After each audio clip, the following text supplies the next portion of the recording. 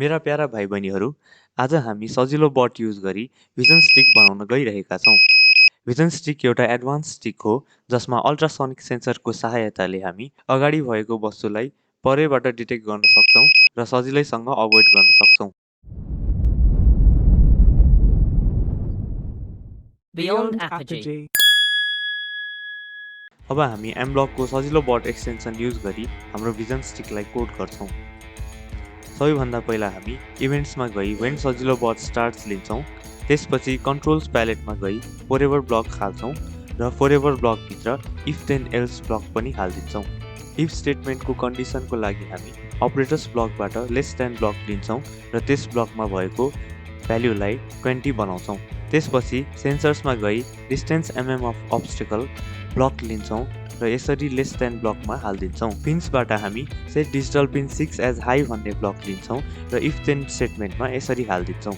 अन्तिममा हामी एल्स स्टेटमेन्टमा set digital pin 6 as low भन्ने ब्लक हालिदिन्छौँ। अब कुनै पनि अब्स्टिकल 20 सेन्टिमिटर भन्दा नजिक आयो भने हाम्रो बजर अन हुनेछ, नत्र हाम्रो बजर अफ नै रहनेछ। यस प्रोजेक्टको लागि हामीलाई एउटा सजिलो but, battery pack, tape, ultrasonic sensor, jumper wire, एउटा स्टिक र एउटा USB अपलोडर चाहिने हुन्छ। सुरुमा फिमेल टु फिमेल र मेल टु फिमेल जम्पर वायरलाई कनेक्ट गरी हामी एउटा लामो वायर बनाउँछौँ। Female to female jumper wire भएको ठाउँमा हामी अल्ट्रासोनिक सेन्सर हाल्छौँ। अर्को एन्डलाई हामी सजिलो बटको अल्ट्रासोनिक सेन्सर सेक्सनमा कनेक्ट गरिदिन्छौँ।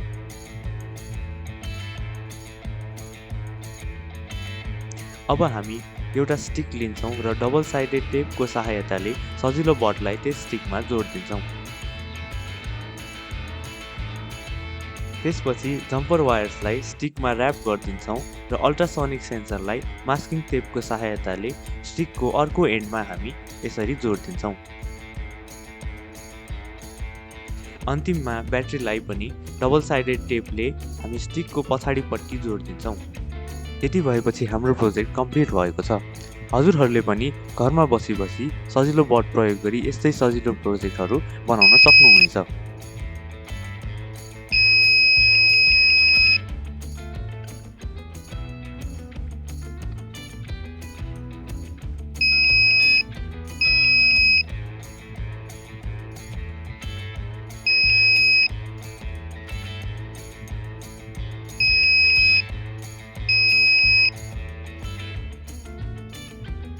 यस्तै रमाइला सजिलो बटको प्रोजेक्टहरूका लागि हाम्रो च्यानल बियोन्ड अपोजी सब्स्क्राइब गर्नुहोला।